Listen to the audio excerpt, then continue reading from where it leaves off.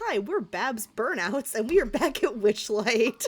And we're not cursing in the first 30 seconds of the video, because that's been noticeable.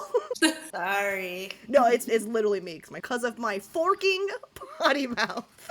30 seconds, Abby. 30 seconds. Anyways, we're back at Witchlight. Last session ended on a cliffhanger of Nyla asking some very important questions of Eliwick Tumblestrum. But we ran out of time, and darn it, we just couldn't finish. So here we are back again at Witchlight for the questioning of Eliwick Tumblestrum, and possibly some other activities, including Mystery Mine, Feasting Orchard, and eventually Crowning of the Witchlight Monarch. And hopefully some carnival games too.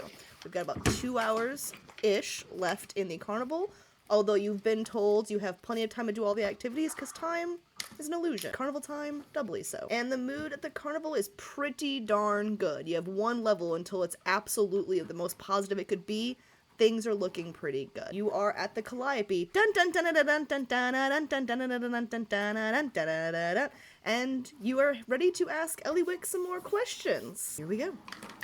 Well, I mean, the session ended when Nyla said, "What, if anything, can you tell me about Tasha's disappearance?" So if folks are content with the reveals that are in the chat, like that top portion, then I can let Abby take it away.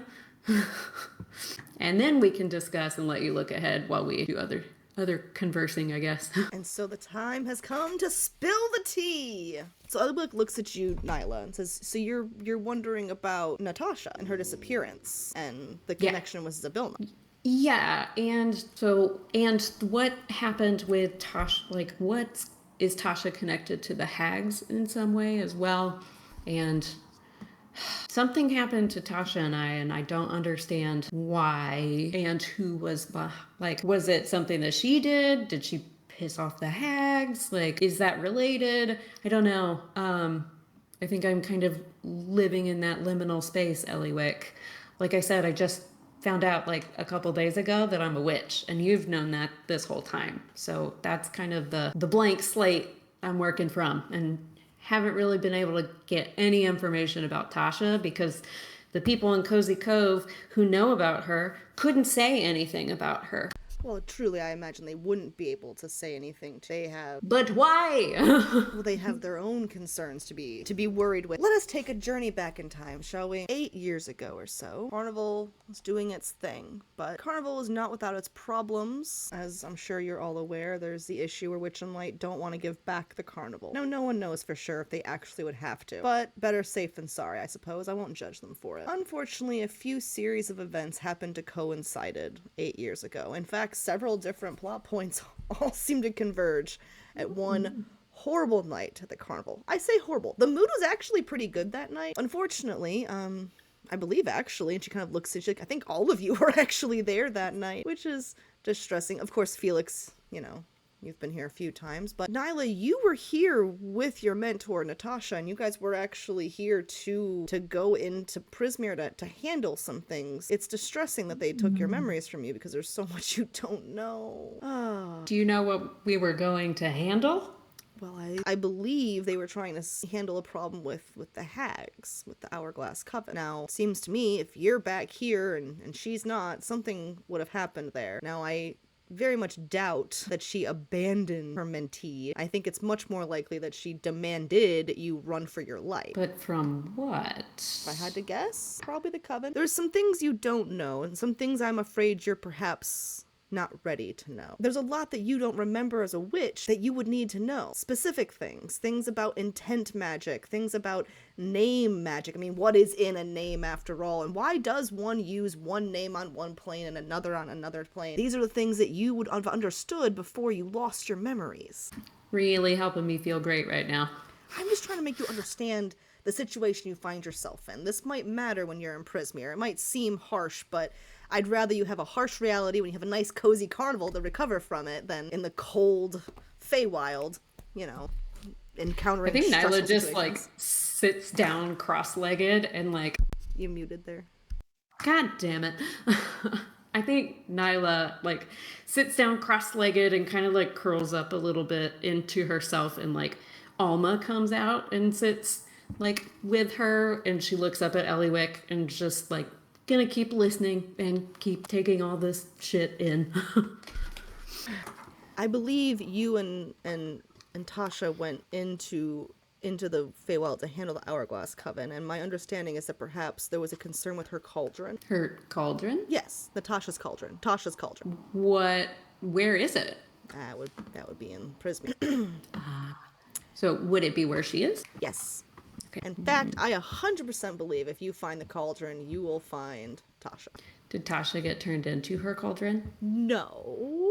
Or trapped within it? I think trapped is a good word. I wouldn't say within it. Perhaps something that is fueling a very powerful magic spell would be fueled by a cauldron. It's certainly crazy powerful abilities. I mean, again, if you don't have your memories, but any witch's cauldron is a powerful thing. Tasha's cauldron. Am I supposed to have a cauldron? I'm sorry? Am I supposed to have a cauldron? No. So where's my cauldron at then? Scroll right past the ending the story part of this, and there it is. Yeah, so as she says the word cauldron, an image comes to mind of a magnificent cauldron, not unlike the one you've probably seen on Tasha's Cauldron of Everything. Look, yeah. We're being coy here. We all know what we're talking about, right?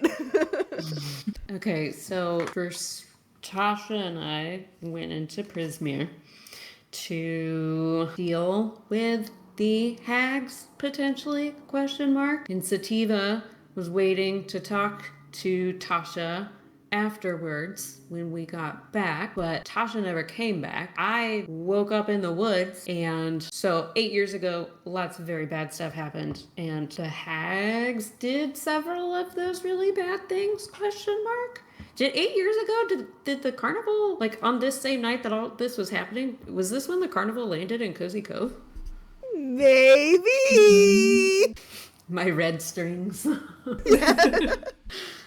Yeah, and when I say a lot of story plots revolve around it, the Chaos Crew has a little bit going on. With the carnival landed on Cozy Cove 8 years ago. The Bookworm's got a little bit of shit going on because the carnival landed on Cozy Cove 8 years ago. Like, everyone's got a little bit of shit going on because the carnival landed on Cozy Cove 8 years ago.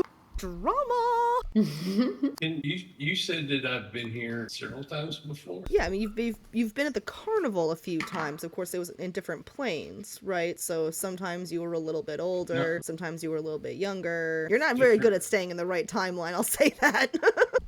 What was he doing each time you saw him? Like, what was... Yeah. Honestly, he was enjoying the carnival. He was running around like a gleeful child. He played all the games. He ate all of this. It was alarming how many times he's eaten the super mega chocolatey candy thing they sell over there. I mean, he's like a sugared up kid in a candy toy store place. Literally, he's a kid in a carnival every single time. I kind of like that energy, honestly. How are Tasha and Zabilma connected? That is a secret I could reveal to a Witchlight Monarch. Can't just Have any of us previously been the Witchlight Monarch? Ooh, I'm gonna be transparent. I don't actually know. Let me roll and find out randomly, because I think, yeah, that'd be fun to find out. Let's find out together. All right, folks, odds or evens? Odds for witch and evens for witch. Like, Even. odds for yes, no, which one? Evens, yes. I'm rolling my new big gigantic D20. Ooh. Or I can roll on the carnival die. Which would you guys prefer? Which one's your carnival die? It's a Big fake. Oh, it needs to be that one. You need to have a reason to use that. Alright, so evens is yes, odds is no? Yeah. Let's find out. Slows down. It's either a 14 or a 2. Either way, that is an even, so yes. Was it Billy? I don't know. I was gonna say, now what do we... 1, 2, 3, 4, 5... Do we just roll a D6? Alright, everyone, which number are you guys gonna be? 4. 1. 5. 2. Who said 3? Corbus, you said 3? Yes. Alrighty. That means Billy is 6. Ironically, it just fell on the floor and it rolled into a 6 and it fell out of my hand, but I'm gonna try and do it in the tray. So honorable. Huh? You're so honorable. I know, it's a 4 this time though. So, Moonglow, you've apparently been a Witchlight Monarch in the past. And I need to mark that down real quick. That will matter. Interesting. I don't know why I don't know why no one's told you that here at the carnival. That's weird. feel like, I don't think I lost any memories, so I feel like I should have remembered that. But does that mean I've had a day off before? Maybe it was when you first got here and you were like, oh my gosh, the carnival is amazing. And you surprised them and dazzled them with your acrobatics so much that they said, come work for us. But then they were douches about it and took your memories. Maybe. All that cute kitten charm. Yeah. Actually, I'm gonna just direct send this to Moon. Sounds good. Oh. I don't know how many times you've used it since you won, though, so... I don't know either. If I had a D3, I'd say roll a D3, and that's how many times you've used it, but... Let's see. So you do have one former Witchlight Monarch amongst you. Should you win should one of you win the Witchlight Monarch, we'll get us a little more information of Eliwick, because she's also she kind of agrees with Witch and Light when it comes to the vibes in the carnival. She's into that. She likes the monarchy in that regard. And since now Moonglow knows how cool the charm is you get if you win, you see Eliwick is truly on your side, wanting to make sure one of you guys win. Yeah. Any other questions for old Eliwick Tumblestrum? Yeah? Cat, yes? I just have one left. Because it sounds like You can ask Don't as many say as you that. want. We'll be here forever. Well, look, you can ask as many as you want, and if I'm not going to answer them now, I'll say, well, come see me when one of you wins the Monarch. Fair. Where is Tasha? Sure Other not than, here, is like, she? where within gone? Well, she's sure not on this plane, is she? Doesn't seem like it. Last But time- how would I know? Last time anyone saw her, she was going into Prismere with you. So if I were a police officer, which I'm not, because, fuck the police, but if I were, I would question you, because you're the last person I know saw her alive, so... Well, how convenient that I don't remember a fucking thing. I know, it's like a really clever plot from a bunch of evil hags or something. Just Eliwick and Nyla. I was gonna, like, hold Alma even closer and just go... More animal sniffing. Have I lost more than just my memories? Oh, I think that's probable. If I can't remember it, how do I know I've lost it? Exactly. Cunning plan from hags, taking people who could have been bothersome to them and making sure they wouldn't be bothersome again. But how did they know we were bothersome? Probably Well, I 'cause guess you were- mine, it makes sense. You were probably But how bothersome did the first time. From their perspective, I don't find you bothersome. I find you all charming. They're hags. Oh, trust me, we are bothersome, and we're going to bother them a lot. Damn right, gorgeous. You're gonna be like, bother, bother, bother, bother, bother in your face. Does Mr. Witch's watch actually, like, is he the first owner of it? Great question. I don't know. Let me see if I can get the answer for you, but I might not have that answer. But I will, Okay, I 'cause- will look that up. The stem from that is, like, is that watch supposed to be Felix's? Ooh. Wouldn't that be a plot twist? I feel like if that was true, there would have been maybe more of a reaction that he had to Probably. Felix, like, pretending to have the watch. Well, he did freeze all of us and then Yeah. threaten him. Nyla, counterpoint, he did overreact a little. Yeah. You don't remember it. Oryx That's- and I were fortunate enough to... Fortunate? I don't know. Oryx and I caught what happened in addition to Felix, but, like, he did react. He was not thrilled.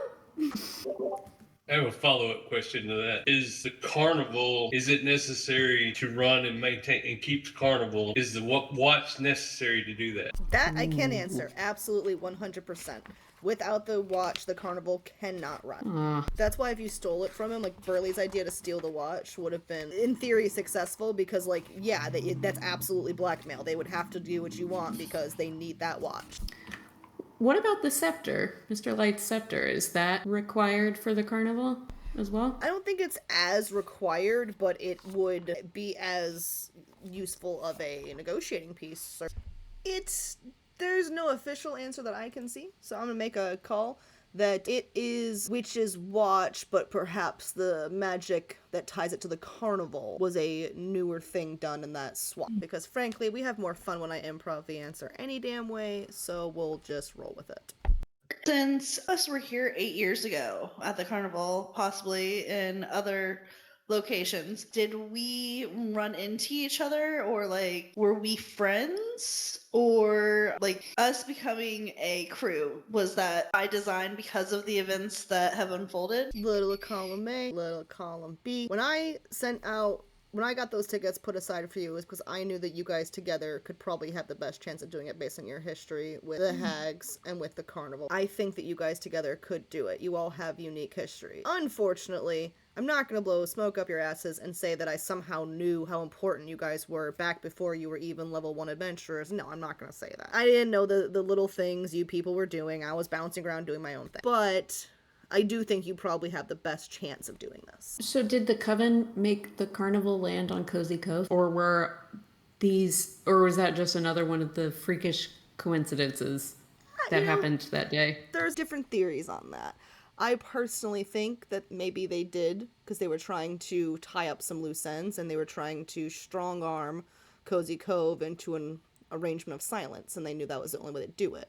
They had a whole lot of bad guys bearing down on Cozy Cove thanks to some actions of Sativa, which would have made them ripe for a can't say specific words kind of arrangement. If I had to guess, knowing them, they were probably trying to find every sort of loose workaround they could to get you guys information, but my theory is that the Coven did it intentionally, regardless of if they did it intentionally or if it happened to be an accident in the great cosmic universe. The end result is still the same. What kind of chance do we have against witches? We're relatively low level. So, this one time, you guys remember the Berry Oven Coven? Well, I guess you, looks at you, Nella, I guess you wouldn't, but the Berry Oven Coven, once upon a time, they were there you are now, but they were a big, tough coven, right? Doing all the magic berry stuff, and it was really awesome. But then, Patty fucking Pumpernickel decided to try and do all this shit talking, and she was really manipulative. She's a real crafty bitch. Anyways, so she managed to divide the witches, and they ended up living in totally different farming communities for the longest time. And Patty Pumpernickel was able to steal one of their recipes and try to pass off their pies as her pies. It was a whole thing. But she was only able to do that because she divided the coven. You divide those witches, you can take them down, and then we'll save my brother. Should we divide the party? So what What Sammy part of was that? saying is we gotta divide and conquer, aka split the party. No, I'm certain that's not the little snail was saying. Little snail, is that what you're saying? Split the witch party. Split the Coven party. Not split our party. Our party is, I guess we're gonna Is it try and knock numbered? out some carnivals stuff. Split them. We stay together. Can you get comfortable? Thank you. Sorry. I thought it was Strength so and mean. divided numbers, right? Don't listen to the blind guy. Should we sacrifice Corbus to the Hall of Illusions? Yes. Well, that could be an idea. Sammy, Yeah, Eliwick, what did you think of that plan? you want to know Eliwick's opinion on stealing your friend's ticket and putting him in the Hall of Illusions to, quote, see what happens? We're not stealing No, it. He's not going to just- give it to us. Yeah, and not see what happens, to summon one of the baddies, preferably the Sow Pig, because we'd be in the Hall of Illusions. Yeah. We recognize it's not the smartest idea. I won't see it anyway. You can't see anything anyway, so you'll Exactly. be going in there blind. Yep. Never see it coming. Eliwick kind of looks at you, she's like, well, if this is where we part ways, may I see you again in another 8 years with more wisdom, I hope.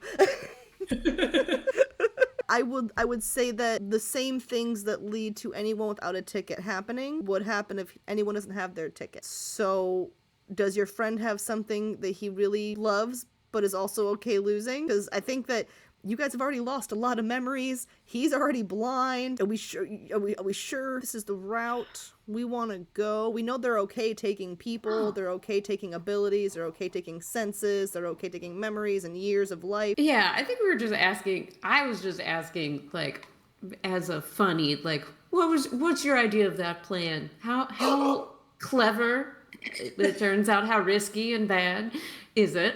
But I don't know I feel like that's not the plan we're going with. How were your saving throws whenever you guys were fucking with Witch earlier? Were they good? No. Okay. I did So great. that means that roughly the same magic would hit you again, so you'd have a chance of the same saving throw. So even if you pass, all you'll be able to do is watch as they take something from your friend. Now, I as a GM think that'd be really Wait funny. a second. Mr. Witch pausing time is connected with the hag stealing and being able to. Not connected, same level of magic. Okay. Joke's on everybody else. I can't see it anyway. Okay, important question for Corbus. You don't love us, right? We're not a valuable thing to you that you're going to be upset if you lose. Wow. That's a really smart mean- thing to ask, actually. I like the way she thinks. Well, but maybe was you kinda- should love us, because then one of us can get taken and we'll be in there already, and then the rest of you can come save the other one. Too bad we don't have a shell phone.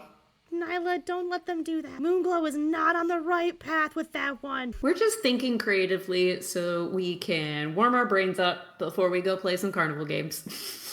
What if Corbus were to be the monarch of the carnival when we take his ticket?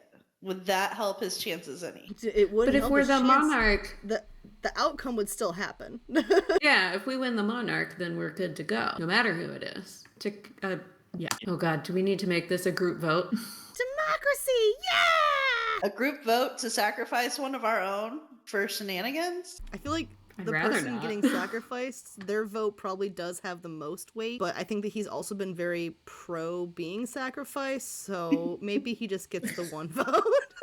He's been very pro, like, it's like, okay, Like, it's not I'm a never consent going to thing. get to 7th level and just get rid of this character. And to make it clear, metagaming wise, Travis and I have also already had a consensual conversation about, like, hey, these are the things that could end up happening if y'all do the dumb. So he knows what could end up happening. Whether he retained it to now, I don't know. But like he did discuss and we did agree upon what would be taken. So if you guys do it, he is doing it with full knowledge. You know, his eyes are aware, his eyes are open, as it were. Although he is blind. Yep, mentally aware. He's going For to lose now. his hearing, and then he's going to be deaf and dumb. What is it that Gonna Helen Witch Keller says? the rest of this. Witch has a thing he says about the carnival, the pact he had to make with the coven, and he's like, our hands were tied, but our eyes were open. And I love that imagery of like, no, we knew what we were doing. We didn't have a choice, but we did know what the fuck we were doing when we agreed to this shit. Sounds like something out of a smut book. Yeah. So Oh, are we killing Corvus? Well, I think we should try maybe the Witchlight Monarch thing first and see how close we get to that, and then come back to this plan B, maybe. Especially if you don't love any of us enough to get taken. Eliwick, can you do anything to help us ensure that we crown a monarch from our group? Or is it just delight? Cause delight and the monarch or the carnival decides? I can make sure that you have the time you need to do everything you want to do, which, should you do everything, I see no reason why you wouldn't be the monarch. I mean, Witch and Light already have taken a fondness to you. I know that you guys see them as more adversarial, but in their mind, you might be the heroes that could actually help them get the best outcome of the objective, especially since they know that Felix actually loves the carnival. I mean, him and Witch have had that weird little back and forth of the watch for a while, so there's history there. They know that there's a chance you guys could actually help. How long have they had that back and forth for? Oh, about, 8 years or so. Okay. Yeah.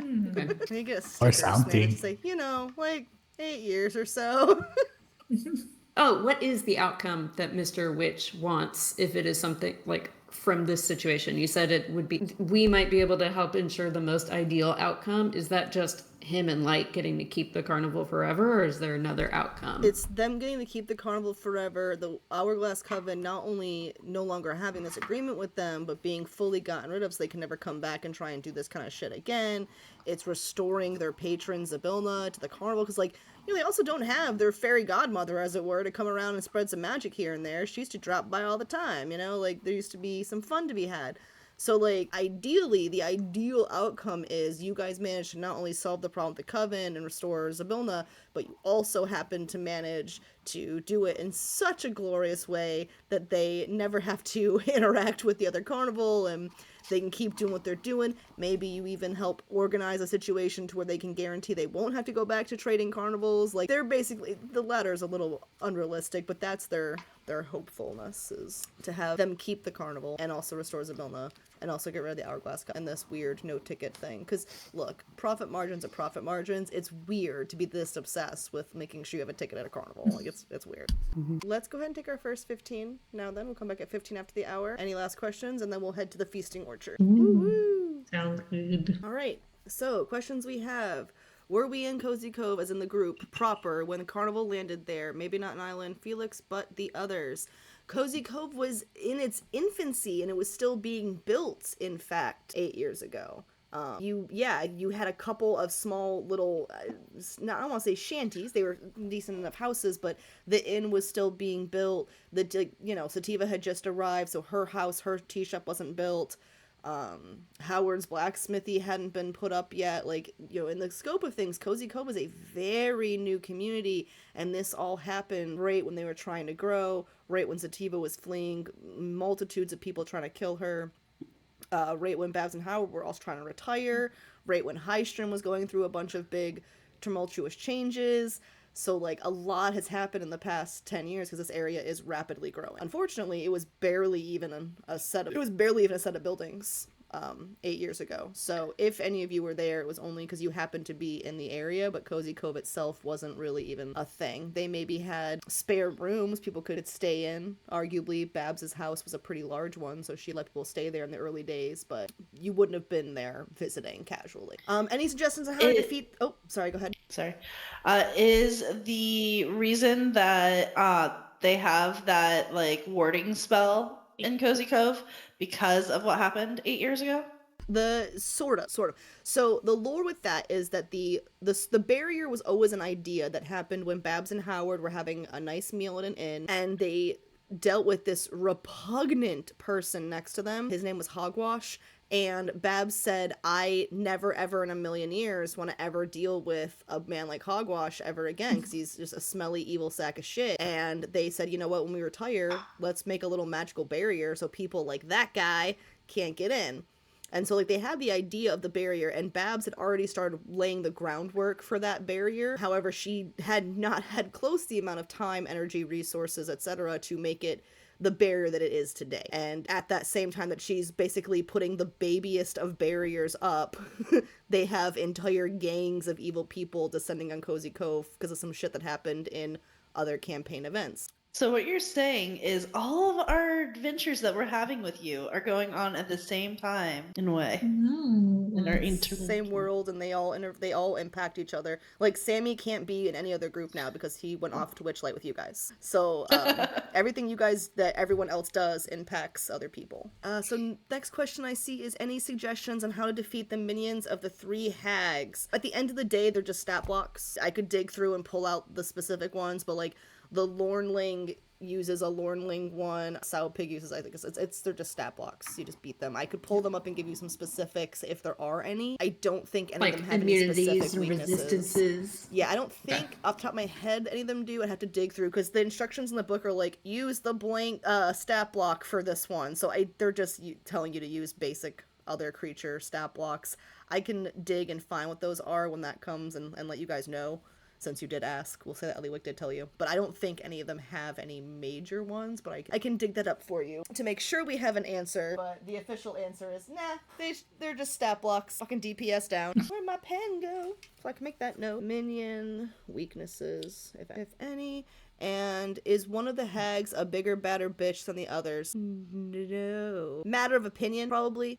I think if you ask any of them, they will say they are, in fact, the strongest, biggest, baddest one. I think from the outside looking in, I don't know that Eliwick would have an opinion. I think she would just be no, they each have their own particular nuances. Depending on your own personality, some might be stronger than others. Yeah, it'd be a matter of opinion. Largely, they're just... I'm I don't know how to actually answer that one authentically. I can look at the stat blocks, but I'm which one would I hate to fight the most? I don't know. Here's a few things I'll tell you. Endolin has the strongest armor class.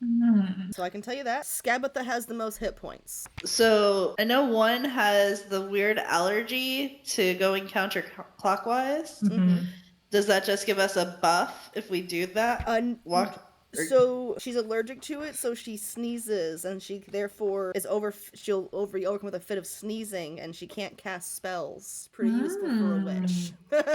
Oh, and because Bev Warner can also swallow people, if she laughs too much, or if she sneezes too much, she'll regurgitate the people that she had swallowed. Interesting. Oh, and Endolin technically can't die unless there is a solar eclipse.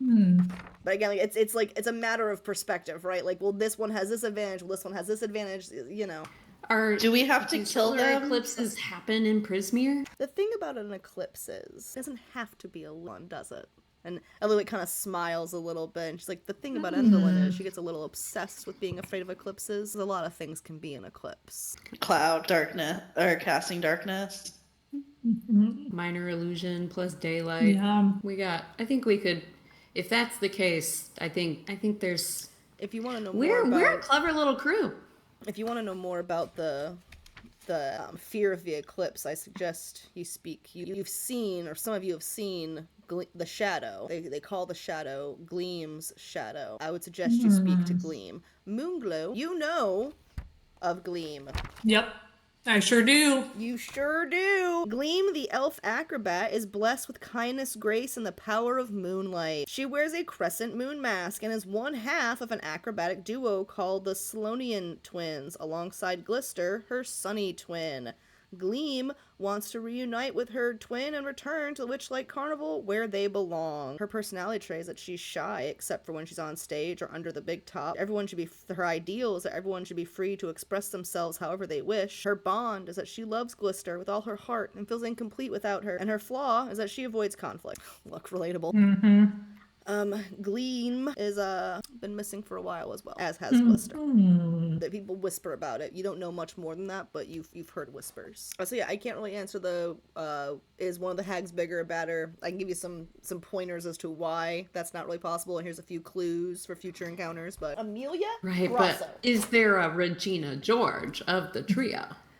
If there were a Regina, it wouldn't be the three of them. It wouldn't be one of the three of them, and none of them would be a Did- Katie Herring either. Did Tasha and I know the witches of the coven before they were Yes. a coven? So Tasha 100%, 100% definitely knew all about the witches, their history, their background, their coven status, etc. I assume she probably told you some of it, and I'm sure you got a little bit of a first-hand experience of what that coven's like together. But like the coven formation might have been tied to like all the stuff 8 years ago. It kind of, They've been or they've was been it they've been a coven before longer then? than that. Okay, solid. Something that's not from 8 years ago. Woo!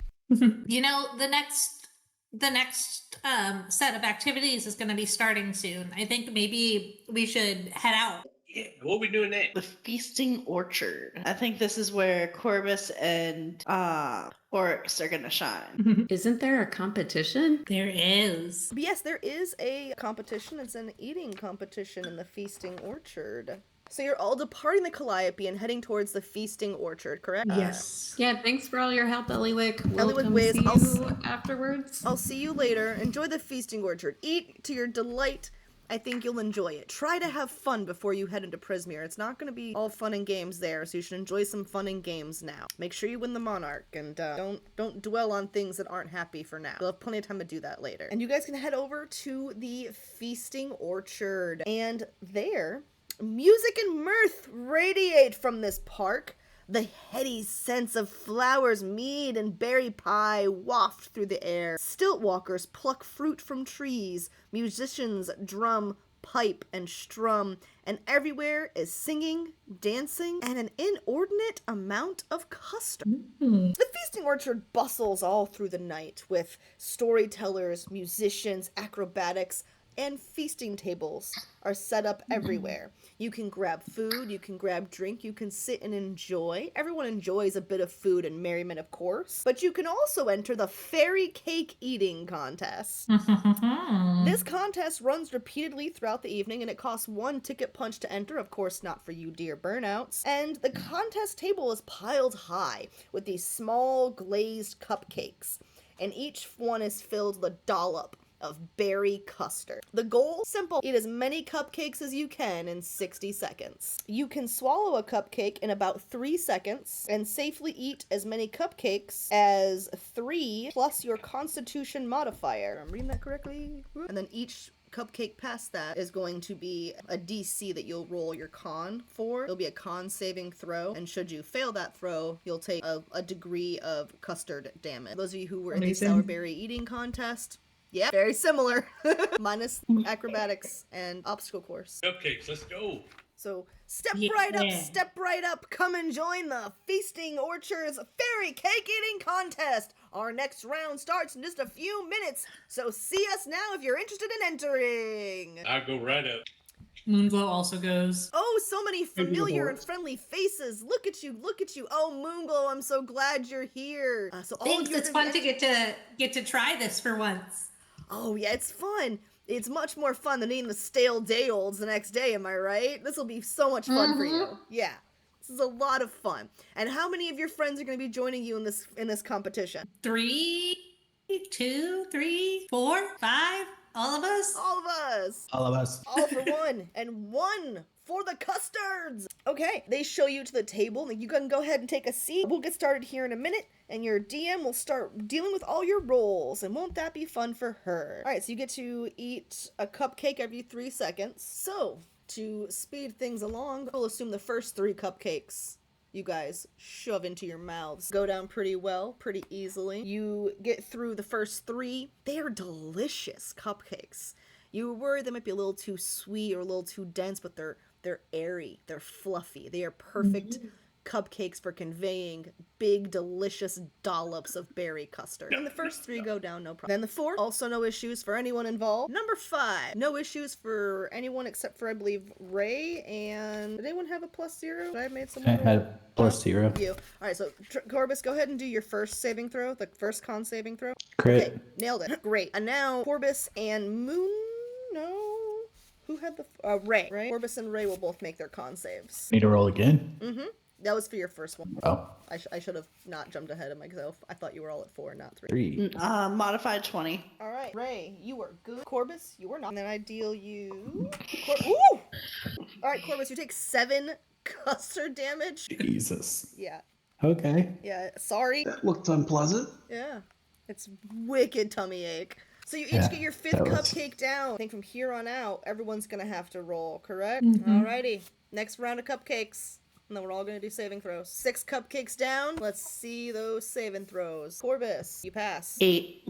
You do not pass. You take Ray. You will take 6 damage. Oryx, you 10. pass. Nyla, you. Ooh, I'm so sorry. You take 8 damage. Yeah, it's a D8. I got a 14. You got a 14. You pass.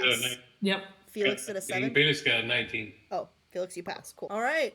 Next round of cupcakes. Cupcake number 7. Corbus, you take 7 damage. 7. Oryx, you take 1 damage. Lucky. Damn. It's 4. Get 7 damage. I also got 4. Gets 1 damage. This D8 is all over the place. Nyla taps out.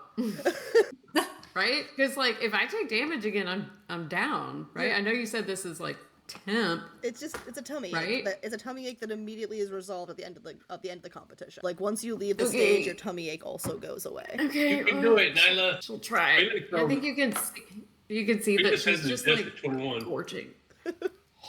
Nice. You just like see that she's just not used to like eating this much in this way. So like fast. she eats to sustain, not to like gorge. And so she's struggling. Cause I got another 2. Plus 2 is 4. You take 4 damage. Yeah, I'm out. Is that really at 0? Yeah, I had 2 HP left. Gosh. Okay. That's quick. Yeah. All right. So with that, Nyla is out. However, once you lean back from the table and you do the sign of being out, the bloating immediately does release, and you feel an instant, like, if only medicines like would work on our stomachs this fast, this instantly. Just the bloat goes away, the gas goes away, you feel fine, and a little happy taste of delicious custard is still in your mouth. How delightful. Next round is this will be cupcake number 8, correct? Alrighty, let's see those saving throws. 5. Alright, 5. You take 7 damage. Ray, you That was take 5 as well. Corbus, you said you took 5 as well. Take 5 damage. Ray, you pass with the 17. Yep. yep. What was yours? 9. 5 damage. Felix rolled a 4. 7 damage. I think that's everyone. Yep. Next round of cupcakes. What was that, Nyla? Oh, I was thinking to myself, sorry. I was like, is my HP really 10? Yeah, it is. It sure fucking is. Shouldn't be that low at level 2. No, you're a Sound witch. pretty low. Yeah. Because I think Why I was would 8 you? at level 1, and then when I rolled my HP, I rolled bad. Okay, everyone, okay.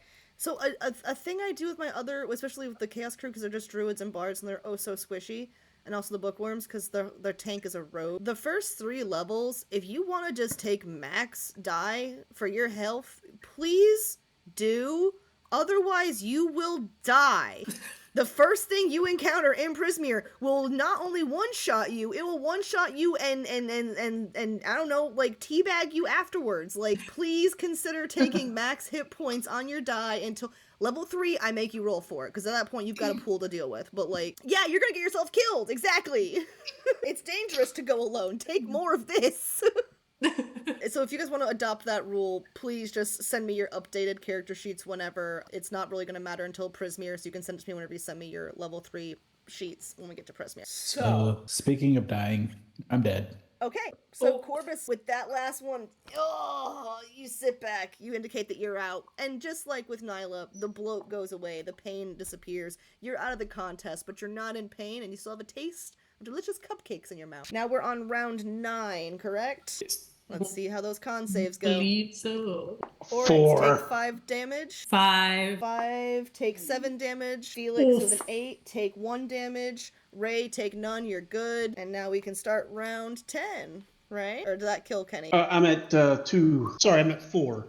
Alrighty. So round 10. 5. That's Kenny, probably putting me out. Take 3 damage for Oryx. Felix, no damage. I got 1. 12. Ray, no Oh, no. damage. Moonglow, 12 also passes. Nice. And round 11. 7. Oryx, take 1 damage.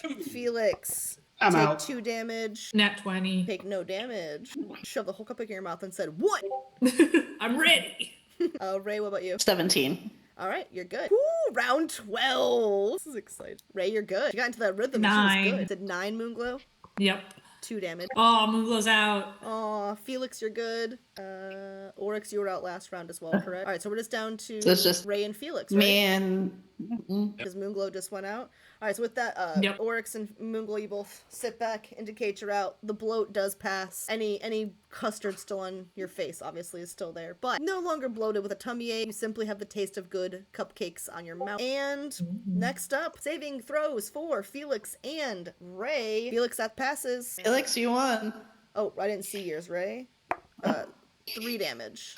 I'm You're out. out. All right. Congratulations, Felix. You win this contest yet again. Big surprise. And for your reward, you get... dangerous to give this to you, but all right. It's a cupcake. Simple cupcake, not a magic item at all. This cupcake functions like a potion of invisibility. The entire cupcake must be eaten in order to gain the benefits. No, everyone takes a bite and you're all invisible shit. The entire cupcake must be eaten by you to be invisible. That's specified. Blame Wizards of the Coast, not me. Although I would have also agreed with that. I'll say that when the announcer goes and gives you the cupcakes, I shouldn't have been surprised. I should have known you'd win this thing again. Here you go. And our So I've total, won this before. it was round 13 that you guys finally had a victor, correct? I Interesting. believe so, yeah. Interesting indeed. I just like that. That's not really... I love the number 13, and I love how much numbers play into this, so that's fun. Could have been better if it was 8, but alas. And that is the Feasting Orchard and the contest at it. What do you guys care to do next? Since we're already over here, we haven't done the dragonfly rides, right? That is true. That's what I was about to say. No, we have not. That would be my suggestion. I think we still have. exciting to me. I think we still have that and the mystery mine to do. And the games. Yeah. And a few And what- carnival games along the way. Is there a privy anywhere nearby? I feel like after all these cupcakes, my character needs to go use the bathroom. There is not, and in fact, in the Witchlight Carnival, Moonglow, you can attest to this. There's actually powerful magics that course through. You never need to go to the bathroom because public bathrooms are not cozy and not whimsical. You merely need to think you need to pee or poop and it vanishes from your body. Honestly, better than the justifications from our trans bitch, J.K. Rowling. Everyone just pooping on the floor and it getting magicked away. It just magically vanishes from your body. Never even have to have the discomfort of a full bladder, you know? Also, I don't like peeing in public. You guys are heading over to Dragonfly Rides, Yeah. not needing to visit a privy because magic. Yep.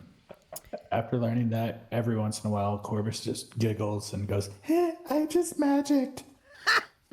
And you are at the Dragonfly Rides. Huge lily pads rest on the surface of a pool glistening with phosphorant algae. Giant dragonflies use the lily pads as landing platforms, buzzing loudly overhead with wings as brilliant as stained glass windows, and alighting briefly to drop off and pick up excited passengers. Near the entrance, a small, smiling tree turns your way and beckons you over.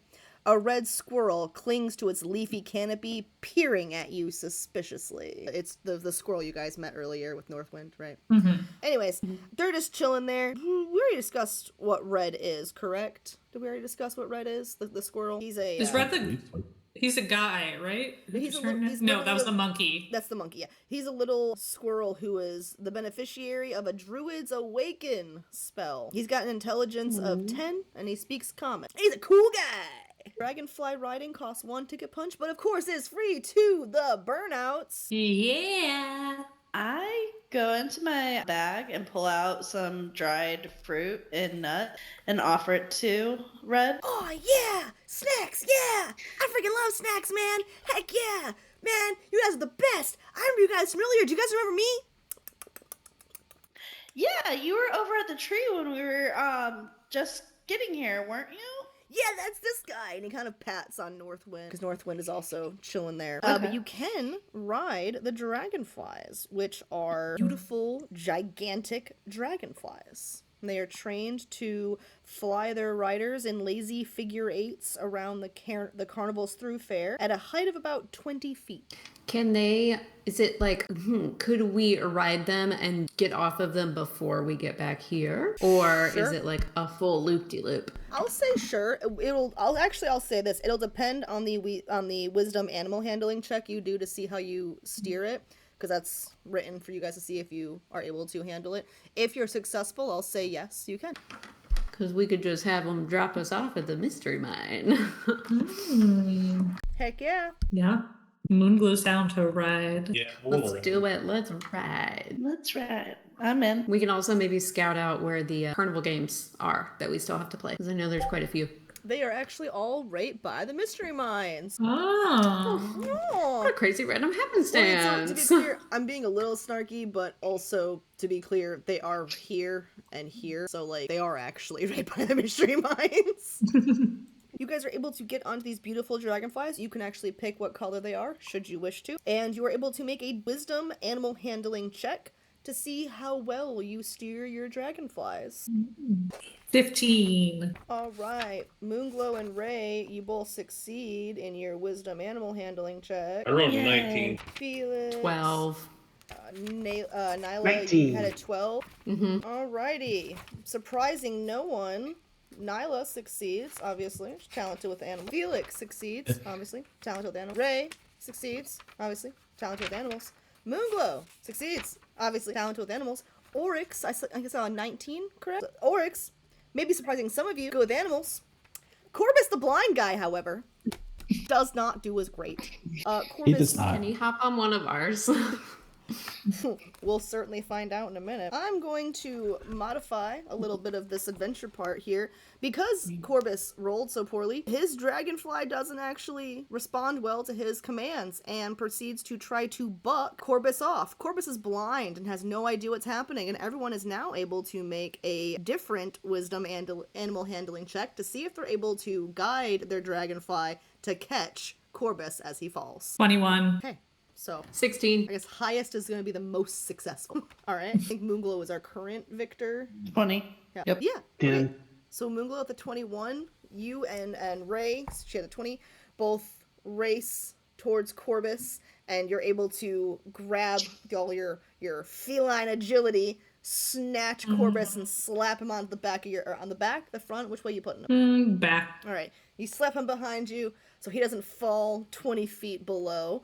And since you have control of your own dragonfly, you were able to guide yourselves to the mystery mine. His dragonfly heads on back to the base where the dragonfly rides began. And you guys are all gonna head towards the mystery mines? Alrighty, to the mystery mines we go. That's a way better option. I was gonna have him fall off at the Hall of Illusions, so. The mystery That mine. would have been so fun, though. He coincidentally also dropped his ticket when that happened. Crazy how that No, happened. no. Don't put that idea in her head. Alright, now I've got you all at the mystery mine. Propelled by magic, mine carts laden with fairgoers trundle into an opening carved like a dragon's mouth. The carts reappear moments later on the far side of the attraction, with the passengers expressing a mixture of bewilderment, fear, and excitement. Near the entrance, a male dwarf dressed like a wizard shouts, "Unlock the mysteries of your mind in the mystery mine!" He has bushy eyebrows, wears a pointy hat, and holds a large clockwork contraption shaped like a giant eye. This ride costs 1 ticket punch, but is of course free for the burnouts. The mine is the brainchild of the eccentric dwarf named Zafixo. He's in fact the same person you see before you, and he is chaotic good, speaks common, dwarvish, gnomish, and sylvan. He beckons you all towards his all-seeing eye. I know I described it as a clockwork eye, but this is a glowing kitty, and that's adorable. Oh. So before you see a glowing kitty, but it also might be a clockwork eye, and you were able to put your hands on this contraption. When you do so, I'm going to actually ask each of you to DM me. Write down your character's name alongside the name of a creature or character or thing that you feel, like a big fear. And that's what the orb is going to pull from your mind. God, can we have a second? Yeah, take time, clarify. Nyla, would you consider your party loved ones? I think at this point she does feel protective over them and feels connected by shared purpose. Yeah. She feels very connected, but I don't know if she's at the, like, I'll tell you my innermost secrets. But she is in us, the, like, ride or but she's die. not. She loves us, but she's not in love with us. Yeah. I'm ride or die, but I'm not gonna, like, I did not ask in front of the party about if Tasha abandoned me or not. Nyla would not ask that. I'll fight for you, but I'm not going to be, like, vulnerable in front of you. Please be for real right now. Not yet. Okay, so each... To Nyla's experience, the only person she's ever been vulnerable with doesn't exist. She has forgotten them. So maybe she just doesn't remember how to be vulnerable. Who knows? And maybe that's what Alma is trying to help her with. Who knows? Alright, so each mine cart holds up to 8 medium creatures, so you can all fit comfortably in one cart. And you will pass through as you board onto this ride. You'll get into the cart, you'll go past the dragon's mouth, and the ride plunges you into an illusion-filled demi-plane of undulating hills, corkscrewing trees, and prismatic skies. And as you guys hurtle through that space, some images begin to come to mind. First, starting out simply and in a very low-level way, you all hear the sound of skittering, multiple legs moving around the cart. The sounds get louder and louder, and then you start to see some big, hairy legs reach over the edge of the cart. You're surrounded by spiders. Ray, you are going to make a you're gonna make a wisdom saving throw. Or do you all make it? Oh, sorry, I misread. Everyone's gonna make DC saving throws on this, but the person who named this specific thing has disadvantage. So everyone's gonna make a wisdom saving throw. Ray, you have disadvantage. 10 for Moonglow. So, Ray, you are gonna fail that one. Moonglow, what was your score? 10. A 10? Alright. 23. Nyla lives in the woods. Everyone who was below a 12, which I think was Ray and Moonglow. Who else? 10. Okay, and Oryx. And Corbus. Corbus, how are you scared of something you can't see? It's the sound, I guess. It's just that scary. You feel the hairy legs trace against your face, and it's just terrifying. You are compelled to scream as the illusion terrifies you to your very core. Ah! If you're successful on your roll, you laugh at it and you go, ha ha ha ha, silly illusion. And I need to track how many of you fail and how many times. The sound of the skittering finally begins to fade, and you feel the tightness in your chest of anxiety release just a little bit as the sound of flooding waters begin to fill the space, and you feel as if you are surrounded by water. Now, while you can all still breathe, you're completely safe and fine, you all do feel like you are not only underwater, you're very cold. And as you breathe in and out, even though you're underwater in this illusion, you can see your breath in the water, so you can tell how cold you are freezing. You're underwater, and then you hear a horrible, menacing growl, but you're underwater. How can something possibly be bellowing such terrifying things underwater? And you each slowly turn around to see what horrifying thing is behind you, and you see a giant creature that Moonglow, would you mind putting it in the chat, your big terrifying creature that you shared with me? Yeah. So you already have This it saved. guy. Yeah. You see this big, giant, terrifying creature behind you, and everyone will roll their wisdom saving throw. Same rules as before. Moonglow, since this came from your brain, you have disadvantage. I got 16 with disadvantage. Moonglow, you succeeded despite having disadvantage. Congratulations. Alrighty. Moonglow, this is your fear. And as you stare at it, you kind of look at it and go, huh. Why have I been scared of this exactly? Like, at the end of the day, it's just a giant mouth. I could probably live inside of that thing. I could probably kill it from the inside and then swim to the surface. I'm a cat and I'm awesome. Why am I scared of this? And with that, the waters recede, taking with it this giant, scary monster. Those of you who failed were actually terrified. Ray, for example, failed, and Felix failed, and Corvus failed, and yeah, so those three failed. You guys were terrified, but then the water started to fade. So even though you were scared for a minute, the waters passed, the thing went with it. You weren't even wet when the water left, you weren't cold anymore. Okay, just an illusion. Just an illusion. Everything's going to be just fine, probably. But what if it's not? What if everything's not fine? I mean, all sorts of scary things can go bump in the night. What if, and then you hear it, a slithering sound. But this doesn't sound like a small snake. This sounds like something massive. Nyla, fear grips you as you go, oh no, this looks like a basilisk. But then, soaring over the basilisk, you see shadowy creatures. These are the scary soul-sucking shadows. It'll take your soul and happiness away. And that's also terrifying. Oh no, whatever will we do? And then you see it. These terrifying shadows, each grabbing each of your friends to suck their soul from you. You try to reach to help them, but the basilisk wraps its snake body around you, stopping you from going to your friends. Everyone roll wisdom saving throw, but Nyla, make it disadvantage. Yeah. And so like the basilisk like wraps around her, but also like she looks at it, and that's what you're not supposed to do. And so she's petrified, like literally, and like of fear in the mind. Right, and each of you feel yourself terrified. You're having your soul sucked out of your body. That snake is squishing Nyla. Is it going to come from you? Is it going to eat your husk of a body after your soul is gone? And then in the darkness, you hear Corvus. So he's singing in the darkness, and all of you are freaking out. And he's just kind of like, so, what are you guys freaking out about exactly? I hear you all breathing heavy and acting weird, but nothing really seems that scary. And his words kind of get to each of you, and you look around and you realize this might be an illusion. And as that illusion fades, the next one replaces it. The dark shadows recede away, no longer being soul-sucking shadows. They are now dark and ominous shadows. The entire space is dark and scary. A bolt of lightning fills the room, and the feeling grows tense. Now, Felix, you don't remember why you fear the thing that you guys see before you when the lightning glow illuminates it, but you're terrified. Before you guys see a lich with its scary skeletal form, cloaked in armor and tattered robes. He has a terrifying scowl and half of a horn out of his head, and he looks ready to destroy. He goes to just weigh absolute destruction upon each of you as you each make your saving throws. Felix, disadvantage.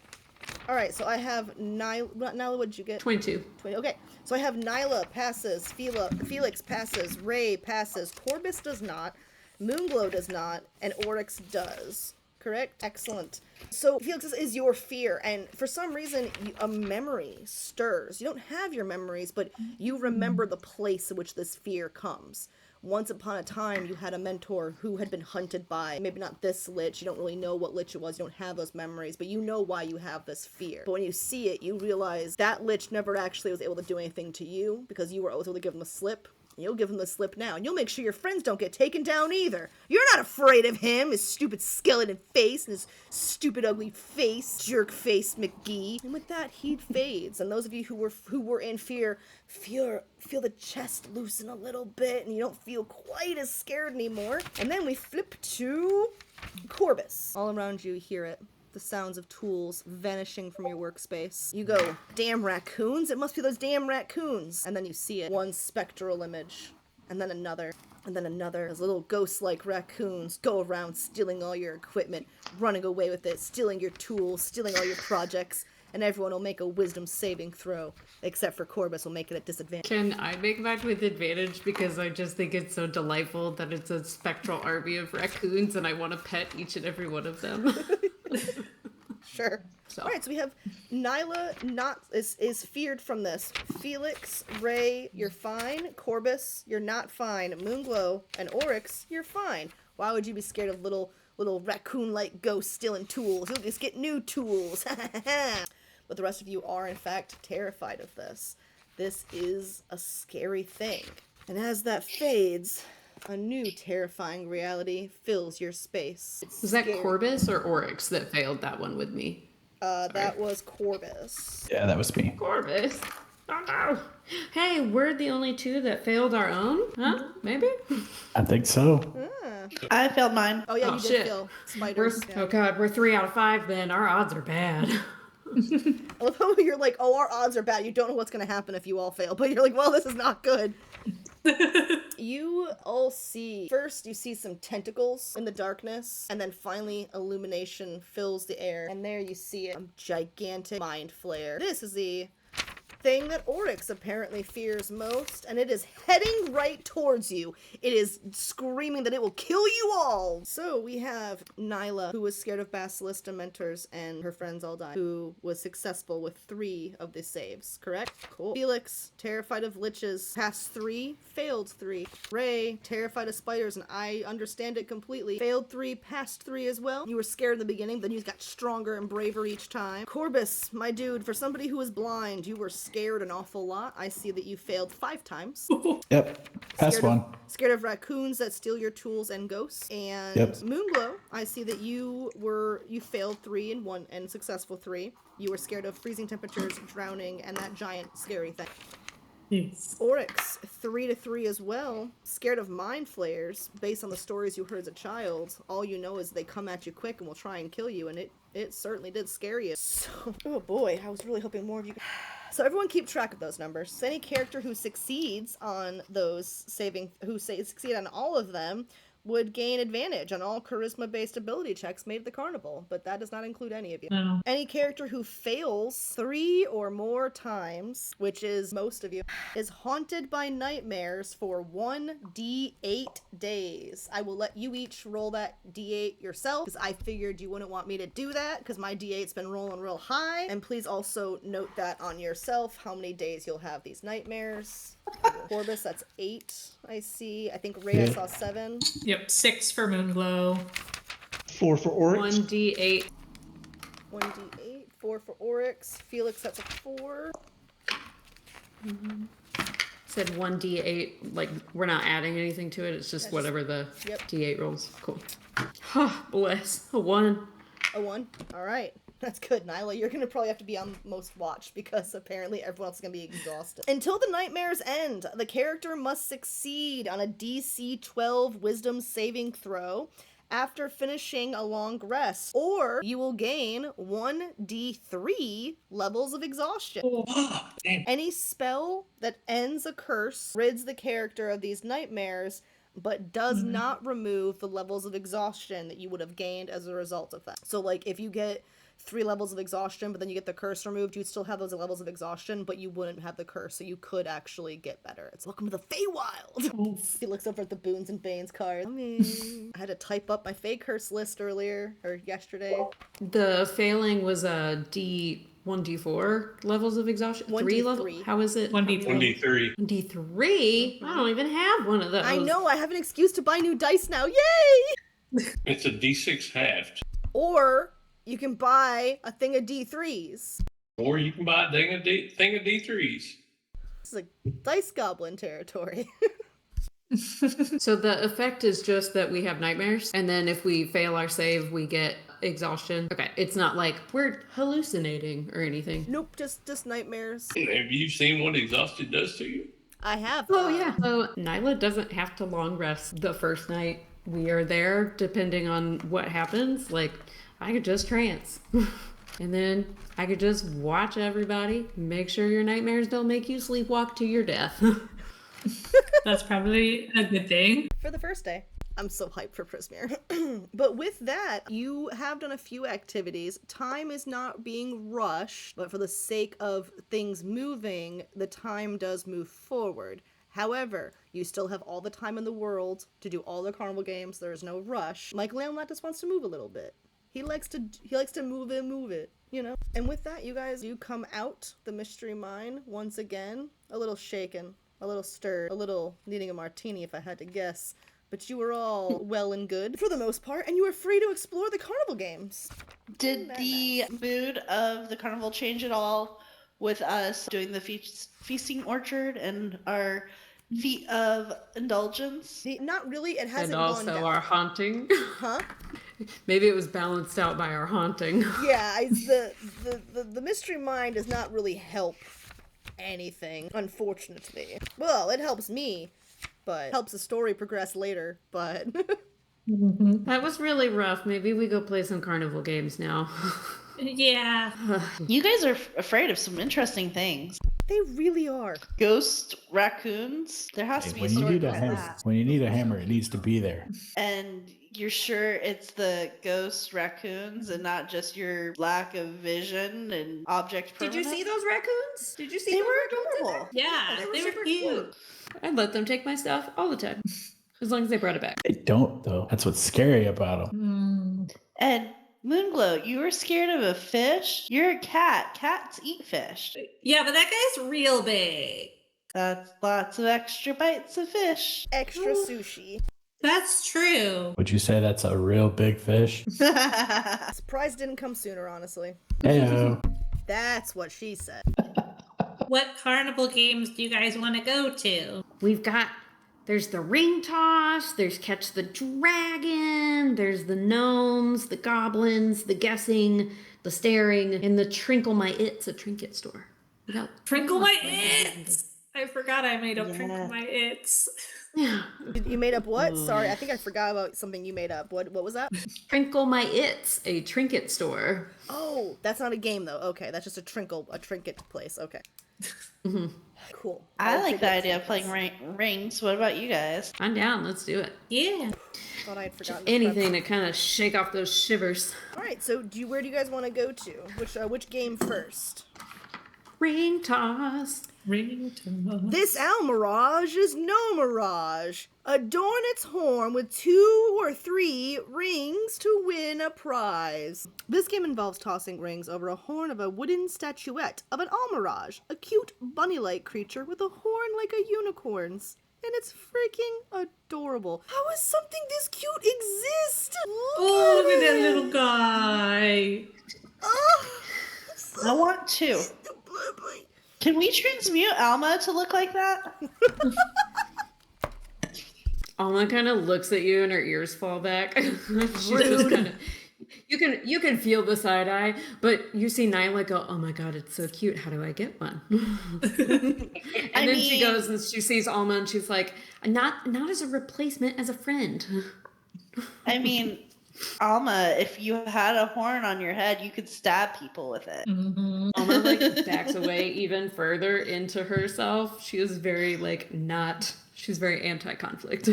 Okay. You see her like shrink up into Nyla's pockets. So the owl mirage. Oh my god, that thing's so cute.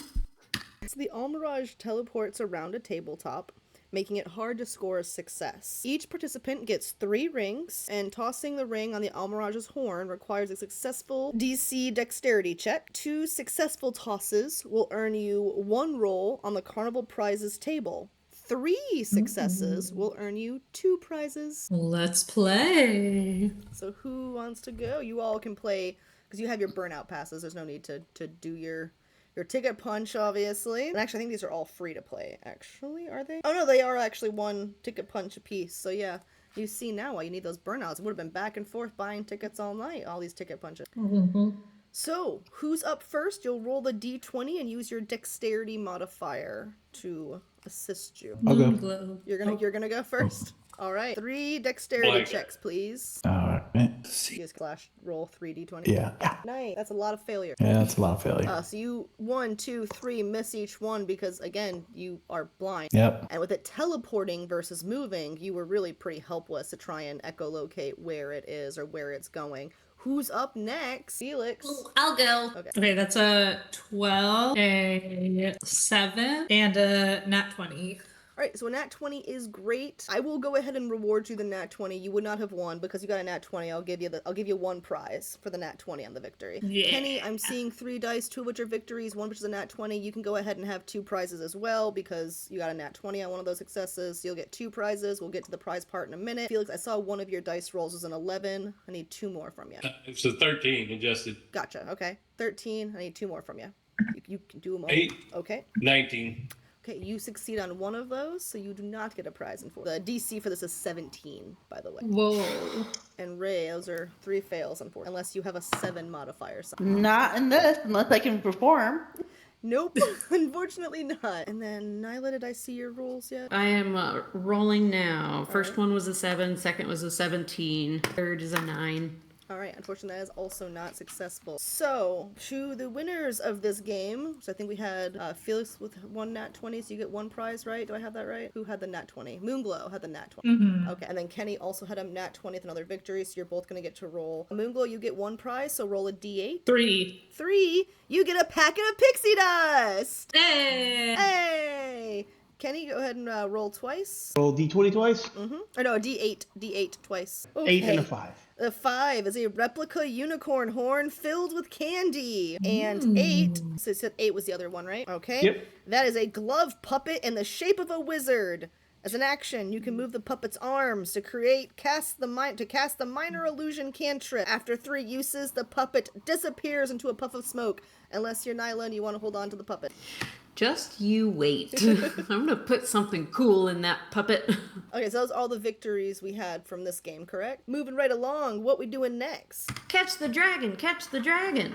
I'm just gonna go down the list. All right. Prizes, prizes, prizes. Catch the fairy dragon by the tail and win a piece of its hoard. While blindfolded and standing in a booth, a participant must grab the tail of an elusive, giggling red fairy dragon that flutters around them. The participant has 3 chances to succeed on a DC Wisdom Perception check, and anyone who succeeds on the check and catches the dragon by the tail will roll once on the carnival prize table, and they will roll twice if they manage to nat 20 or grab the tail on the first attempt. So, who's up to catch the dragon by the tail? You'll do 3 d20 rolls using your perception check. Ray, stepping right up to it. I see. You have a perception modifier, don't you? 3. 3. Okay, so that's 2 successes. You will absolutely succeed in grabbing the dragon by the tail. Was one of those a 20? Did I see it? Was it just... It's an 18, it's a modified 20. Alright, so you'll still get to roll on the table once, though, which is still pretty great. Next up, we have Felix. Did I see you go? Alright, Felix. You have a perception modifier, don't you? 3. 3, okay. I don't know if it's going to be enough. 17, 19, and 7. Unfortunately, not enough. That 17 was just a smidge higher, it would have been successful. However, What about the 19 though? the 19 is successful. The 19, oh, that's right. You just need to grab it once. That's right. So you will also get 1 prize win. Sorry, if you manage to succeed once, you do win. Apologies, have my rules backwards. So Felix will also get 1 roll on the prize table. Who's up next to try and grab the dragon by its tail? All right, Corbus. All that blind stuff managed to finally pay off, because you have a modifier on yours, right? +4. Yeah. So So you snatch that dragon out the air, no problem. And you'll also get to roll on the prize table in a minute. Who's next? Oryx. Moonglow Nat did 20. not. You'll roll Moonglow. Unfortunately, you will not get to win I was too those. busy. I was just like,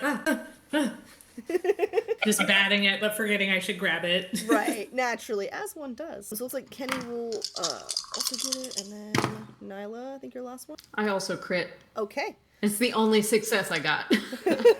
All right, so I think There's a nat 20, a 2, and a 3. I think everyone but Moonglow won that one, correct? If I am incorrect, don't roll. If you are successful, roll in the carnival prize table. You roll a d8. 7. 7.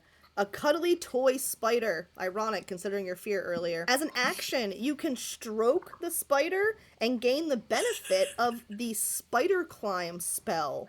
And it will last for 1 hour. Once used, the toy turns into a real spider and crawls away. Prize number was 6. A single application of magic face paint.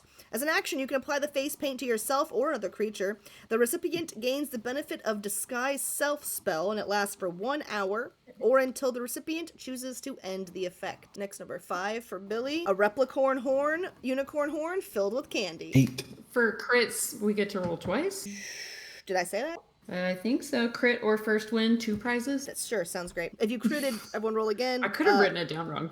I heard someone say 8, right? Yes. Yep. Okay. Glove puppet in the shape of a wizard. So as an action, you can move the puppet's arms to cast the minor illusion cantrip. After 3 uses, it disappears into a puff of smoke or becomes a plain old puppet, depending on your whimsy. I got an 8 and a 1. An 8 and a 1. Glove puppet. And I will also choose between them if that feels better for you as well. Well, you're going into Prismere. You take whatever you can get. 8 is a glove puppet in the shape of a wizard. You already have one, but it does the same thing as the other one. Casts the minor illusion cantrip. After 3 uses, it disperses into a puff of smoke, or if it's you, it turns into a puppet. For number 1, I have to go to a different table. I don't know if that's a good go to a different table or a bad go to a different table. I think it's pretty cool. Face is unreadable. Roll a d100. 24. 24. This is a sprite's skull that is covered in ink fingerprints. Ooh, that's awesome. Yep, and Yeah. it's yours now.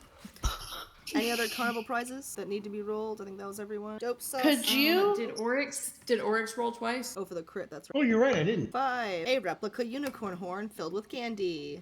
Right? Could you drop exactly what that spider stuffy does? Yeah, I'll have to type it up, but yeah, I can. Yeah. Just grab this. And then, what game are you guys going to next? What's next on the list? Next on the list is gnome poetry. Ray, the spider thingy does the spell I just shared in the chat, spider climb, Okay. and it lasts for 1 hour. Once it's used, it turns into a spider and it crawls away. It takes an action to cast it. Okay. I can type it up to the sake of expediency. The next game is That Gnome works for me. Poetry Contest.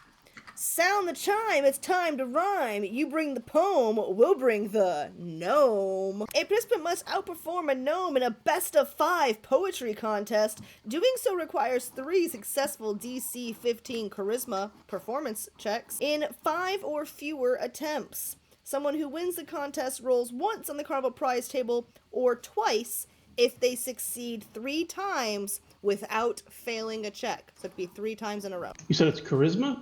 Yeah, it's charisma. Ray's like, Yeah. hello. Can I have advantage because it's rhymes and poetry? There's not really anything specified for bards to have advantage over that. Be a little tricky. I will tell you this, to be fair. I'll let the group decide. Yeah. Give it to her. Yeah. Absolutely. Yeah. She's a bard. 100%. I feel like all charisma checks related to writing and lyricism should be with advantage for her. When they're silly in nature, I guess, if you need a modifier. Not biased at all. I have a +4 modifier, but that only helped me with none. Alright, so Ray, we're gonna do you first. You get to make 5 checks. If you want to make them if you want to make them one at a time, so you can see if you succeed in a row, by all means. The number to beat is a 15. Again, And then this is charisma modifier, not our, or is it it's our performance. performance? Charisma Okay. performance. Okay. Success. I thought you were doing it with advantage. Oh, Yeah. I totally forgot as we were doing that. So that So first the one. first one is a success. Hold on, let me put my modifier back in. That's a fail. 18. So success. Is 13 a pass? You're tied up 2 and 2. 17, I think. How many was that? that would be the last one, right? 5. It came down to the wire, back and forth between you, but right there at the end, you managed to ilk out your win, and you can roll a D8 on the carnival prize table. Woohoo! A replica horn filled with candy. I do think Nyla is not going to play this one. Nyla is going to watch and cheer enthusiastically. Anyone want to try their luck? At least he'll try. He ain't got a lot of hope, but he's gonna try. 15, 16, nat 20. Rigged! Rigged! All right, you will get to roll twice in the carnival prize table. The dice god said, Billy's been stuck at home for 9 days. All right, number 2 is a wooden wand with 8. It's a prestidigitation cantrip wand. 8 charges of prestidigitation, and the other one was a 5, correct? Yeah, Replica- no, 3 and a 2. 3 and a 2. 3 is a packet of pixie dust. And I will say, to make things fun, if you already have one of the prizes, if you want to risk it for the biscuit, you can instead roll on the other trinkets table for a different trinket. Your call. Take the one. Who knows? Take the wand, all right? I figure we can't have too much pixie dust. Yeah, that's true. There's actually a rule that's like only let your players get that once, and only like one player can get it. And I was like, fuck that. That's not cozy. Limits aren't cozy. I'll deal with the consequences later. Future me going, you fucking bitch. Next up, anyone else want to do the gnome poetry contest? I know that Kenny had rolled originally. No. Kenny, do you want to go ahead and try? Yeah. So a d20 with your performance modifier. All right, that's 1 failure. Oh, it was performance modifier? I thought, for some reason, I thought it was charisma. No, it's performance charisma, which performance is a charisma based skill, but you might have extra points. So you're looking at performance. So is it still a 14? Yeah, surprisingly. Okay. Still a loss, but Wow. all right. It's 21, so that's 2 successes. Hey! Opa! All right, you can Double roll twice. crit. Nice. You roll 2 d8s. And if you get something you've already gotten and you want, you can roll on the trinket table instead. 5 is replica unicorn horn filled candy, and 6 is the disguise self magic face paint. Sounds good to me. Alrighty. Anyone else gonna go for this one? Nope. Right, Corbus, you gonna do this one or no? All right, cool. Next up, we got Goblin Wrestling. I guess. I mean, I say that. I'm just going on the list too. So you guys tell me what you're doing next. And Nyla pulls up her list and she goes, okay, let's wrestle. Let's go wrestle some goblins. Goblin wrestling. Strong, I folks. can't do that poetry stuff, but you know what I can do? Wrestle. Strong, folks. Test your mettle in the Goblin Wrestle. A small participant has to pin an unarmed goblin, while a medium participant has to pin one goblin while wrestling 2 of them. So make sure you know what size you are. You, in order to win, will have to do a successful athletics check. If you're medium and facing 2 goblins, they will roll against you at advantage. Who wants to do this one? I wish we could go in, like, in squads. I mean, Nyla is not strong, but she's ready to wrestle. She is a medium humanoid creature. So, and she now has a 20 HP. So you're a medium, right? So you'll yeah. face 2 goblins. And you'll Great. be rolling against each other in athletics. Great. I have a +0. And I rolled a 12. You know, that's funny though, because my highest score is a 12. We resolve ties by rolling it out. Oh, you're probably going to beat me. I got a 3. Okay, well then, I think you're going to win this one. Because I have a 1. Oh. I'm like, no, Nyla, if you manage to lose this one. Okay, so I've had 1 success. Yeah, so this just requires a single successful strength check against them. Because you're wrestling against the dice, so. Once you win the dice off, you win or lose pretty instantly, basically. So you see her, like, she really had to, like, lean in and dig in, like, you see her, like, square her hips up, and then she, it's freakish, it's cat-like almost, but you see her pounce, and then that's how she pins the goblin. She had to fucking work for it. She had to roll off, so she really had to, Get in there. like, stay down, motherfucker. Well, the other one's like beating on your back. She's like dodging. You'll get to roll the prize table. Same deal as before. You can roll a d8. If you get something you've already rolled, you're welcome to roll on the trinkets table instead. I got a 7. A 7. I don't know if I've gotten it before. I don't know. That is a cuddly toy spider. As an action, you can stroke the spider to gain the benefit of Spider Climb. It's a spell that will last for 1 hour. And once used, the toy turns into a real spider and crawls away. Isn't that gross? Oh my god, she loves it. She's gonna, when it turns into a real spider, she's gonna be like, hey, do you want to stay anyway? Amazing. And who else wants to try some goblin wrestling? Wrestling. I try it. Alrighty. Moonboy going first. I got Oh, yeah, I can go first. Yeah. Could I convince you that I'm going to be using my cat-like grace to be more acrobatic and dexterous than strengthy? How about this? You role play it out, and I will let it happen. Cool. I think Moonglow is going to like get into the ring and like be very like light on Moonglow's feet and kind of like bouncing around and trying to use that against the goblins who are used to, I'm assuming, more of a like typical wrestling sort of scenario to try to throw them off and then dive in for the legs. They're like, big! Oh, it's big! We'll be fine! Oh, it's quick! It might not be so fine! Attack! But they're goblins, so they're like way smaller than like gigantic Moonglow. Yeah. And you will roll your acrobatics, and I will roll their strengths. Oh, You better win this. I mean, I crit failed. I nat one. No, so did I though. Okay, well then it's a 6. Great, because you have modifiers to yours, right? Yes. They don't. So the 1 and the 4 isn't gonna do much. I just picture Moonglow like doing the little wrestling thing from The Lion King and going like pinned ya again. It's adorable. I'm imagining these goblins are so like small compared to Moonglow that like Moonglow didn't roll that great. Like you did roll a 1, so you basically ended up just making biscuits on them. But like because they're so small, it was still like like still fucked them up a little bit. Biscuits. So you do succeed. You get to roll a d8 on the prize table. And then That is Corvus, an you'll be up 8. next. 8 is a glove puppet in the shape of a wizard that allows you to cast the minor Wizard illusion puppet. cantrip. Unless you want to roll on the Cool. trinkets table. No, that's good. All right. Felix Corbus. is gonna try it.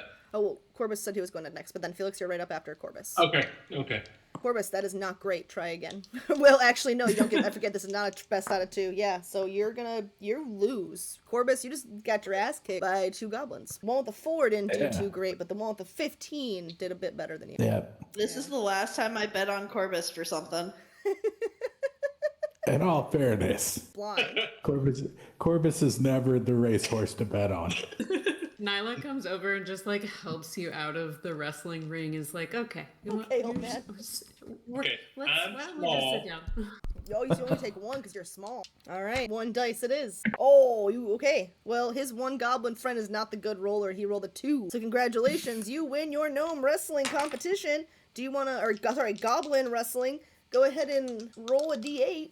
A 1. 1. Congratulations, you get to roll on the trinket table no matter what. Anyway, let me go to that page. Trinkets, which is tabbed. Roll a D100. 93. 93. A pixie's winter jacket lined with fox fur. And anyone else for goblin wrestling? Alrighty. Moving right along. All right. Do we want to keep with the list? We're making our way. I think we've only got 2 more. 2 more, and then Trinkle My Its. So we've got Guess the Number of Feathers and Outstare the Cyclops. Let's go guessing. Just follow the list. Guess the number of feathers. Birds of a feather? How about feathers of a bird? Step right up and guess how many feathers festoon this fiendish fowl. A participant gets 3 tries to guess the number of feathers on one group of caged cockatrices. Someone who succeeds on a DC intelligence check guesses correctly and earns 1 roll on the carnival prizes table, or 2 rolls if the successful check occurs on the first attempt.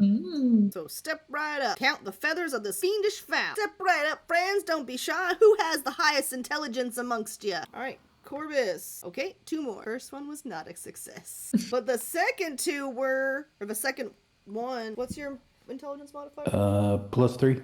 Okay, so at least one of those were, so you get to have 1 roll on the prize table. Roll a d8. A 6. Single application of magic face paint, which gives you the disguise self spell for 1 hour once you apply it.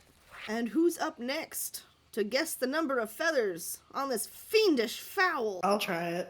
Alrighty. You said this is the intelligence modifier?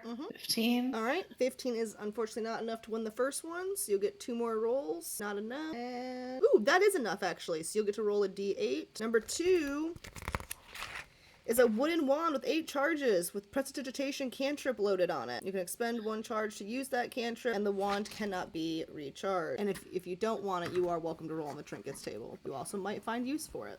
And next up, I think Nyla will hop up. Nyla. I add 0, so it's gonna be quick. The first one's a 19. 19 will succeed actually, so you can go ahead and roll a d8.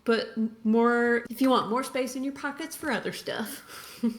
And anyone else want to outstare the Cyclops? Yeah. Alrighty. Step right up, Moonglow. And as you step up, Moonglow, the Cyclops goes, "Oh, Moonglow, I'm gonna take you down. About time the carnival game people take you cocky acrobats down. Let's do this!" This is a con. Yeah, because you know how like, the True, we through-fair said- game people at carnivals always have beef with the Yeah. performers, you know? That one, is it just a one-time thing? That could 11. 11, we'll say that you can have advantage because it's personal, you know? You got the acrobats, yeah. like, you gotta represent. 11 was the higher one. Okay, unfortunately, it's not quite enough. As low, you don't have do you not have a con modifier? I do, but I rolled a 3 and a 9. Never mind, my apologies. Just kidding. You know, unfortunately, you're always doing real work, flipping in the air, so you may not have won this one. But it's okay. Cyclops goes, "Well, you did better than the rest of them would have. I'll give you that, Moonglow. You're not all bad." Thanks. Anyone else? Do it. Alrighty. You know the drill. Roll that beautiful con save, or con throw, rather. I blink almost instantly. Yeah, you are in fact too tired to wink and blink, and that Cyclops outstares you, unfortunately. As you lose, he's like, "Ah, it's okay. You're pretty. I like your hair. Are you single?" "Hi." I am single. Can I have a prize? I mean, if you give me a kiss right here. Mwah. All right, roll a D100. Fuck it. D&D is for flirting with the homies. 60. You get a you get a stuffed Oni doll with a creepy smile and one missing eye. Oh. What's with the dolls today? You're at the Witchlight Carnival, friends. I don't know. Anyone else want to outstare Cyclops? Or I think that's everyone, yeah? I tried it. All right, let's see. Step right up. Oh, little one, let's see you stare against me. Rah! All right, son of a bitch. And you stare at him like, "Okay, next, please." And he blinks. You can roll on the carnival prize table or the trinket table. Your call. I'll just do the trinket table. All right, D100. 75. A severed chicken's foot attached to a leather cord. Chicken foot? Yes, a chicken foot. Any other? I think it's that's everyone, right? Yeah. And if that's all the games, then it might be time for us to go to Trinkle My Its. Just have one last little peeky peek before we... Trinkle My Its is a very fun and awesome store. Shelves and wall displays linger everywhere, and from every single available surface, you see a great number of Faewild trinkets. And each of these you can buy up to 5 trinkets with your burnout pass, and it is silver an item, and you'll roll a D100 to do it. This is actually like a blind box magic item or Faewild trinket place. Oh. So you basically get like a blind box of your magic items. You just put your silver in, and it gives you your magic. You can do it up to 5 times. I don't want to limit what you purchase, but you know, gotta draw the line somewhere. Moonglow is going to do one little blind box pull. All right, roll that D100. Ooh, 69. Nice. Is a silvered pine cone. Oh. Odd shape for Not for 69. internal use. Yeah.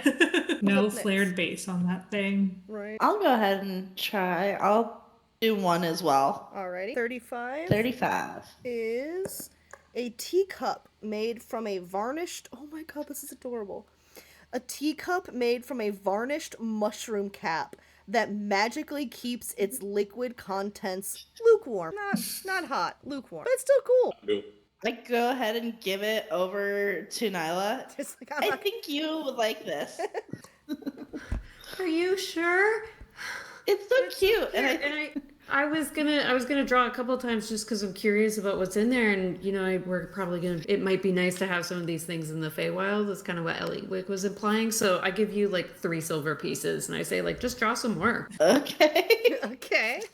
You can have them. Like I mean, like just to, you know, so we could draw stuff, and then I don't mind like trading. This is really sweet. Thank you. Nyla, like me, didn't have friends that were nice to her until recent times, apparently. So, she's really not great at accepting gifts. Raid 6 is a golden pendant charm shaped like a leprechaun. And Ray's got the golden touch with this. Oryx 32 is a thimble that helps you daydream when worn. Felix 27 is a tiny wooden stool sized for a pixie or sprite that gives splinters to those who hold it. Here, catch! I don't know, man. You rolled 27. Next roll, Orbis Brisket, 34. A fake 3-dragon anti-card depicting a fairy dragon. Is it me? Am I the only one left? I lost track. I will go. Excellent. I'll put in 2 silver. All right, you can roll twice. 2d100. First one, 73, is a nunchucks sized for a pixie or sprite. That's so cute. Alma's gonna be the most awesome little. Is Alma Or pixie? Sammy. Yeah, I was like, I don't know if Alma's that small, but maybe. Next up, And then I'll roll the second one. 77. 77. Wow, I've gotten 73, 76, and 77. This is a pinwheel whirly gig, that's what those are called apparently, that spins even when there's no wind. Cute. Anything else? Felix, with 17, is a sheet of music that goblins find upsetting when they hear it played or sung. Here you go, Ray. Good idea. Ray, I gave you that sheet of music. Ooh, yay. Thank you. I hold out a silver. Felix, do you want to draw again? I got the hiccups I'm trying to get rid of. No, is that meow sound I hear? Worst. Sorry. 25, a silver fork with the outer tines bent sideways. But meow. All right, any other trinkets? I mean, shit. I'll put another one in, see if maybe I can get 74 or 75. Complete right. the run. Roll them up and let's see. Okay. I did get a 72. All right, tuning is fork that crazy. sounds like the tone for the F key. Nice. I personally think you'll prefer 70 if you get it, so. 80. Very Okay. close. Although, I think you'll like this one too. This is a glossy mushroom with a red bell-shaped cap that jingles when shook. Ooh. I love it. Amazing. Oh my gosh, I love this place. I mean, we could get 5. Is everybody like, I don't know. I could be here forever.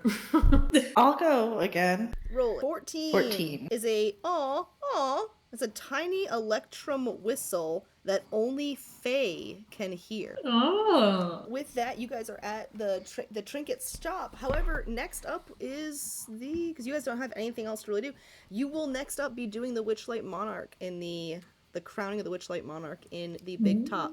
We'll be wrapping up tonight's session. Any last minute business you may have between now and the Witchlight Monarch crowning, you need to do before that crown gets on someone's head, because pretty much as soon as that's over, the carnival is over. So, when we're back to next session, be ready for the Witchlight Monarch crowning. What that also means, I mean, I would, if it is voting or something like that, I'm down to do it like right now. I'm okay with voting. all right, did you guys want to do everyone gets 1 vote, everyone gets 5 to allocate, or? I think the 5 to allocate felt really balanced. 1 vote feels like, I don't know, 5 to allocate felt more balanced as an option.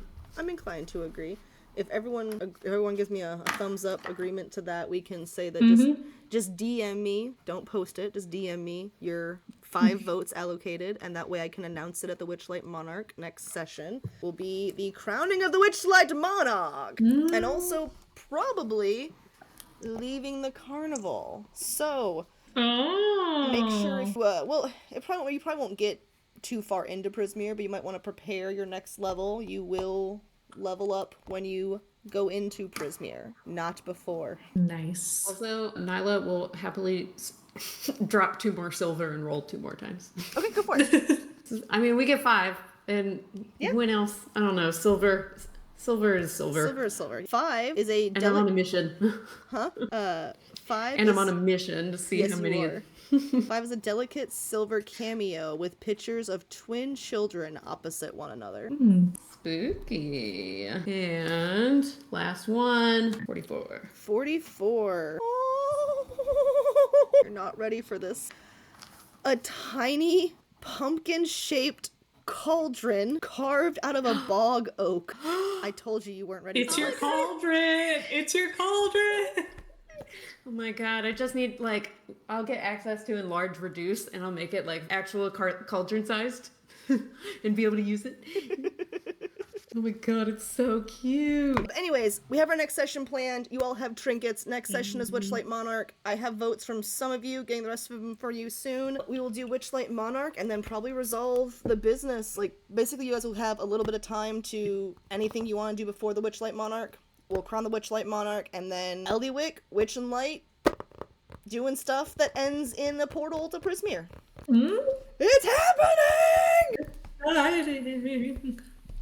And I guess I will see you guys at the end of the month for the conclusion of our time in Witchlight, and then we will head to Prismere. Whoa. Alrighty, and yeah, this is exciting, and I'll see you guys Yes. soon, Thanks so much for playing. Great session Yes. tonight, or today. Yeah. Great. Yes. Bye. Bye. Alright, and that was Babs Bitches or Babs Burnouts, depending on if YouTube is giving me shit for cursing in the first 30 seconds of a video or not. Regardless, that is the group, and they just finished what will be probably one of their last sessions in Witchlight. Next session, we're going to be wrapping stuff up and then heading into Prismere. If you enjoyed this and you want to catch up on past videos, there should be a playlist somewhere on the screen. If you really want to watch this and other really fun actual plays, hit subscribe, like the video, help the channel out. If you don't, totally fine. Go find something you will enjoy. YouTube's got plenty of it. In the meantime, thanks so much for watching, and go play some D&D. Bye! Stop recording! Stop!